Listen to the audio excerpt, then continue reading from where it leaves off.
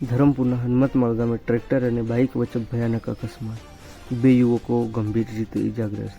હનુમતમાળ ગામના એસુડા ફળિયાના રોડ પર પૂરપાટ ઝડપે આવતી 2 વ્હીલર ગાડી અને ટ્રેક્ટર વચ્ચે ગમકવાર અકસ્માત સર્જાયો. અકસ્માતમાં એક યુવકને માથામાં ગંભીર ઇજા અને બીજા યુવકનો પગ તૂટી જતા બંનેને તાત્કાલિક ધરમપુર સરકારી હોસ્પિટલમાં ખસેડાયા. બાઇક ચાલક શિશુમાળ ગામના કેળપાડાનો હોવાનું સામે આવ્યું. ઘટના સ્થળે લોકોના ટોળે ટોળા ઉમટી પડ્યા હતા.